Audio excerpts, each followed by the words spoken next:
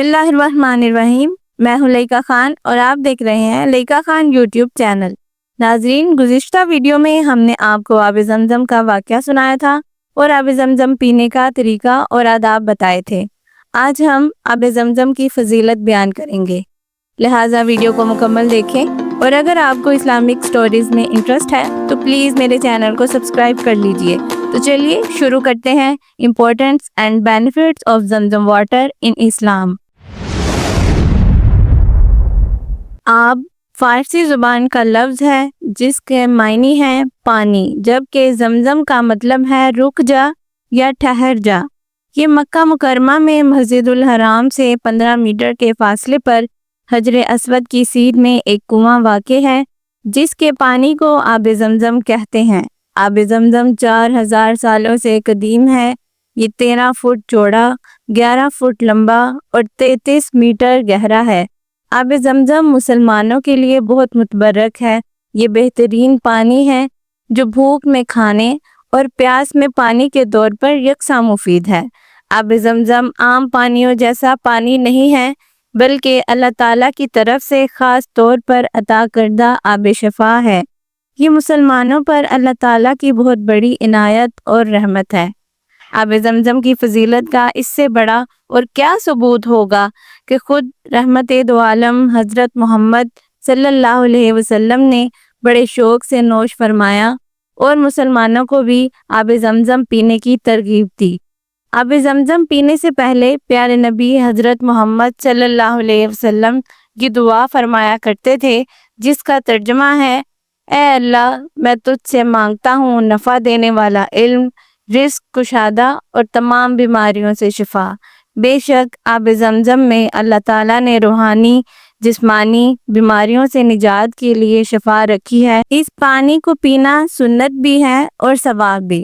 رسول اللہ صلی اللہ علیہ وسلم نے ارشاد فرمایا: سطح زمین پر بہترین پانی زمزم ہے، جو پانی کا پانی، کھانے کا کھانا اور بیماری کی دوا ہے۔ آب زمزم کا تاریخی پس منظر کچھ یوں ہے کہ آج سے ہزاروں سال قبل حضرت ابراہیم علیہ السلام، جو اللہ تعالیٰ کے خاص برگزیدہ پیغمبر ہیں، ان پر اللہ تعالیٰ کی طرف سے بہت سی آزمائشیں آئیں، جن میں آگ کا امتحان، حضرت اسماعیل علیہ السلام کی بچپن میں قربانی کا امتحان، اور بیوی اور اولاد کو بے یار و مددگار اکیلا چھوڑنے کا امتحان۔ حضرت ابراہیم علیہ السلام پر جو آزمائشیں آئیں وہ کسی عام شخص کے بس کی بات نہیں ہے، لیکن حضرت ابراہیم علیہ السلام نے، جو اللہ تعالیٰ کے پیغمبر ہیں، انہوں نے ہر امتحان میں کامیابی حاصل کی، جس کی وجہ سے آپ علیہ السلام کو خلیل اللہ یعنی اللہ کا دوست کا لقب ملا۔ جب آپ علیہ السلام کو اللہ تعالیٰ کی طرف سے حکم ملا بیٹے اسماعیل علیہ السلام اور بیوی حضرت ہاجرہ علیہ السلام کو صحرا و بیاباں میں چھوڑ آئیں، آپ علیہ السلام نے اللہ کی رضا کی خاطر اپنی بیوی اور کمسن بچے کو ساتھ لیا اور چل پڑے۔ چلتے چلتے ایک بیاباں ویران جگہ پر پہنچے، اپنی بیوی اور بچے کو وہاں اکیلا صرف اللہ کی ذات کے سہارے چھوڑا اور واپس چل پڑے۔ انبیاء علیہ السلام کا ہر عمل صرف اللہ کی رضا اور اس کے حکم کے مطابق ہوتا ہے۔ چنانچہ حضرت ہاجرہ علیہ السلام نے جب حضرت ابراہیم علیہ السلام سے پوچھا کہ آپ ہمیں یہاں اکیلا چھوڑ کر کیوں جا رہے ہیں، تو آپ علیہ السلام نے آسمان کی طرف اشارہ کرتے ہوئے فرمایا کہ اللہ کی طرف سے حکم ہے۔ حضرت ابراہیم علیہ السلام کو یقین تھا کہ رب کائنات اس ویرانے میں ان کی بیوی اور بچے کی حفاظت کرے گا اور کوئی راستہ ضرور نکالے گا۔ حضرت ہاجرہ علیہ السلام اپنے ننھے بیٹے کو لے کر ایک جگہ بیٹھ گئیں۔ کچھ دن میں جو کھجوریں اور پانی پاس تھا ختم ہو گیا، بھوک پیاس طاری ہو گئی، سورج بلند ہوا اور گرمی بڑھنے لگی تو پیاس نے ستانا شروع کر دیا۔ پانی کا نام و نشان نہیں تھا۔ حضرت اسماعیل علیہ السلام کو بہت شدت سے پیاس محسوس ہونے لگی۔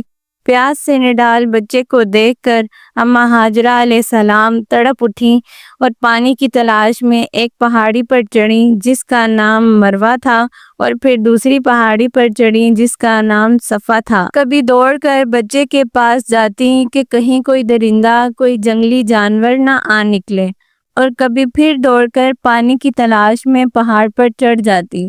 اسی طرح جب 7واں چکر لگا کر واپس آئیں تو اللہ کی رحمت کو جوش آیا اور بچے نے پیاس کی شدت سے جہاں ایڑیاں زمین پر رگڑی وہاں پانی ابلنے لگا۔ رحمت الہی کا یہ منظر دیکھ کر ہاجرہ علیہ السلام بہت حیران ہوئی اور اللہ کا شکر ادا کیا۔ بے شک اللہ ہر چیز پر قادر ہے۔ پانی کو روکنے کے لیے ارد گرد پتھر لگاتے ہوئے ہاجرہ علیہ السلام نے فرمایا زمزم یعنی رک جا، اور پانی رک گیا۔ حضرت ہاجرہ علیہ السلام نے حضرت اسماعیل علیہ السلام کو بھی پانی پلایا اور خود بھی سیر ہو گئی۔ حضرت ہاجرہ علیہ السلام نے اس چشمے کے قریب رہائش اختیار کر لی، اور اس زمانے میں لوگوں کو جہاں پانی کی سہولت میسر ہوتی تھی وہیں رہائش اختیار کر لیتے تھے، لہٰذا وہاں سے ایک قافلے کا گزر ہوا تو انہوں نے ہاجرہ علیہ السلام کی اجازت سے پانی پیا اور اپنے جانوروں کو بھی پلایا، اور اس کے بعد وہی خیمے لگا کر رہائش اختیار کر لی۔ دیکھتے ہی دیکھتے جن قافلوں کا بھی یہاں سے گزر ہوتا وہی خیمے اور پتھر مٹی لگا کے مکان بنا کر رہائش اختیار کر لیتے، اور اس طرح کچھ ہی عرصہ میں وہ بیاباں اور ویران علاقہ شہر کی شکل اختیار کر گیا، جو آج پوری دنیا میں مکہ المکرمہ کے نام سے جانا جاتا ہے۔ اللہ تعالیٰ کو اپنے نیک بندوں حضرت ابراہیم علیہ السلام اور حضرت ہاجرہ علیہ السلام کا یہ عمل اتنا پسند آیا کہ زمزم کا فیض تا قیامت جاری کر دیا، اور ہاجرہ علیہ السلام کا صفا اور مروہ کے درمیان دوڑنا اتنا اچھا لگا کہ اسے حج میں شامل کر دیا، اور آج حجاج صفا اور مروہ کے ساتھ چکر نہ لگائیں تو ان کا حج ہی مکمل نہیں ہوتا۔ یہی وجہ ہے کہ حج کرنے والے صفا اور مروہ کے درمیان 7 چکر لگاتے ہیں اور خوب سیر ہو کر پانی بھی پیتے ہیں۔ اس کے علاوہ ناظرین، کیا آپ جانتے ہیں کہ آب زمزم کا دور بلا شبہ صدیوں پر محیط ہے، لیکن اس دوران گردش ایام اور تغیرات زمانہ کی وجہ سے آب زمزم کا چشمہ گہرا ہو کر خشک ہو گیا تھا۔ لوگ بھول گئے تھے کہ آب زمزم کہاں واقع ہے، حتیٰ کہ حضرت محمد صلی اللہ علیہ وسلم کے دادا حضرت عبد المطلب نے خواب دیکھا اور خواب میں آب زمزم والی جگہ کو کھودنے اور پانی نکلنے کا منظر دیکھا۔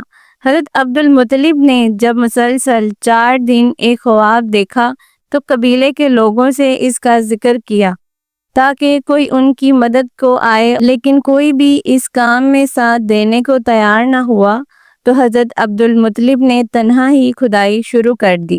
غیبی اشارات درست ثابت ہوئے اور پانی نکل آیا۔ جب بہت زیادہ مقدار میں پانی نکلا تو ہر طرف ہلچل مچ گئی۔ یہ حضرت عبد المطلب کے لیے بہت بڑا اعزاز تھا کہ آب زمزم کا تاریخی کنواں ایک بار پھر سے جاری ہو گیا اور آب زمزم کی تاریخ ایک بار پھر سے زندہ ہو گئی۔ آب زمزم کی فضیلت کے بارے میں بہت سی احادیث اور روایات ملتی ہیں۔ حضرت ابن عباس سے مروی ہے کہ آپ صلی اللہ علیہ وسلم نے فرمایا، زمزم جنت کی نہروں میں سے ایک نہر ہے۔ آب زمزم کھڑے ہو کر قبلہ رخ ہو کر پینا سنت نبوی صلی اللہ علیہ وسلم ہے۔ نبی کریم صلی اللہ علیہ وسلم نے فرمایا، زمین پر سب سے افضل پانی زمزم ہے، یہ غذا بھی ہے، شفا بھی ہے۔ زمزم کا کنواں ہزاروں سالوں سے جاری ہے اور تا قیامت جاری رہے گا۔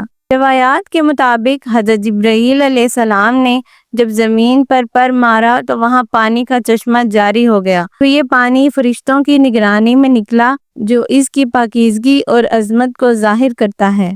آب زمزم کو کھڑے ہو کر قبلہ رخ ہو کر 3 سانسوں میں پینا اور آخر میں الحمدللہ پڑھنا سنت نبوی صلی اللہ علیہ وسلم ہے۔ آب زمزم کو پینے سے پہلے دعا پڑھنا اور دل میں اچھی نیت رکھنا، مثلا شفا، علم، طاقت اور تقوی سنت نبوی صلی اللہ علیہ وسلم ہے۔ ناظرین، اگر ہم اللہ تعالیٰ کی رحمتوں اور نعمتوں کا ذکر کرنے لگیں تو بے شمار ہیں کہ انسان کے الفاظ ختم ہو جائیں، لیکن اللہ تعالیٰ کی رحمتیں ختم نہیں ہوتی۔ ان کو بیان کرنے کے لیے انسان کے الفاظ ختم ہو سکتے ہیں۔